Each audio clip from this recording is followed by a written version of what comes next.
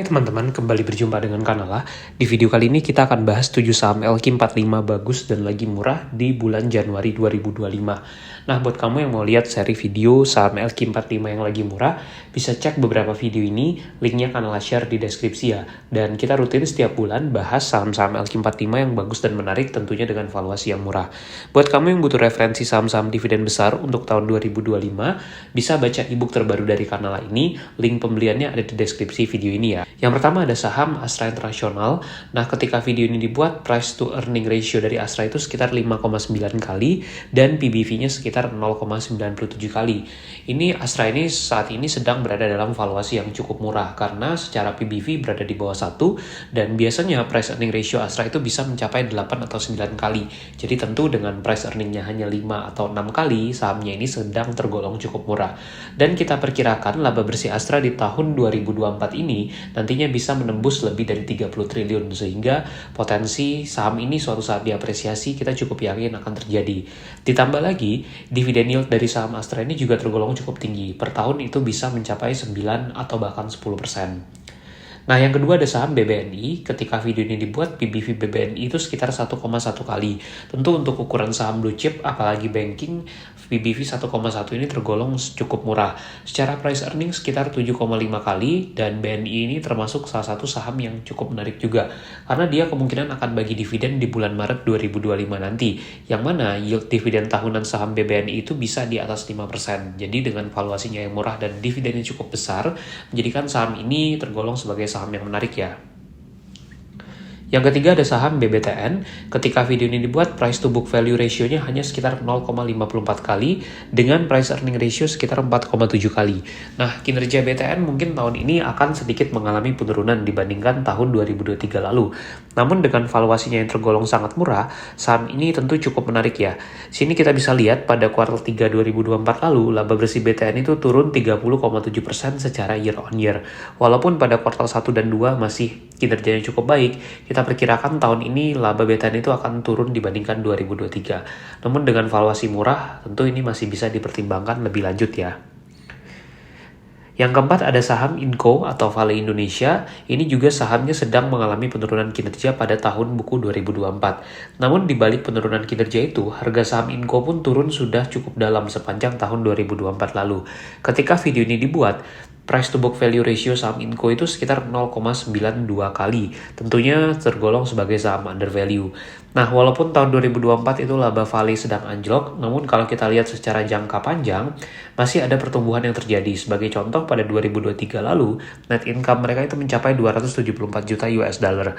Nah, kedepannya kalau harga nikel kembali pulih, ini bisa menjadi satu potensi untuk saham Inco tentunya. Yang kelima ada saham INKP, Indah Kiat Pulp and Paper. Ketika video ini dibuat, PBV-nya tergolong sangat rendah, yaitu hanya sekitar 0,4 kali. Nah, memang kinerja INKP juga mengalami penurunan di tahun 2024 ini. Kita lihat dari kinerja mereka pada kuartal 3 2024, itu perusahaan ini membukukan kerugian. Namun karena di kuartal 1 dan 2 itu profitnya cukup bagus, sehingga laba mereka tergolong masih oke dan cukup stabil sebenarnya. Untuk laba 1 tahun, kita perkirakan INKP ini bisa mencapai sekitar 400 sampai mungkin mendekati 500 juta US dollar. Tapi tentu untuk tahun ini kinerjanya sedikit tertahan dan valuasinya cukup murah, jadi masih menarik juga. Buat kamu yang mau belajar saham bersama Kanala, bisa ikuti kursus online dari Kanala. Saat ini Kanala menyediakan beberapa kursus online seperti investasi saham A sampai Z, kemudian juga investasi dan cuan saham Amerika, dan juga ada kursus online menyusun portofolio dan banjir dividen. Nah, dengan mengikuti kursus online ini, kamu akan mendapatkan banyak materi dan juga video tutorial, serta ada kesempatan untuk tanya jawab saham langsung bersama Mimin Kanala. Untuk pendaftaran bisa cek Instagram Kanala ID atau klik link di deskripsi video ini ya. Yang keenam ada saham gas, perusahaan gas negara. Ketika video ini dibuat, PBV-nya 0,89 kali dengan PE ratio sekitar 7 kali.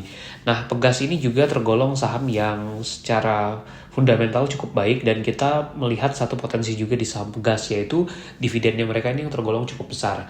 Nah, dengan valuasinya yang saat ini hanya 0,8 kali PBV-nya, saham ini tentu bisa masuk watchlist juga.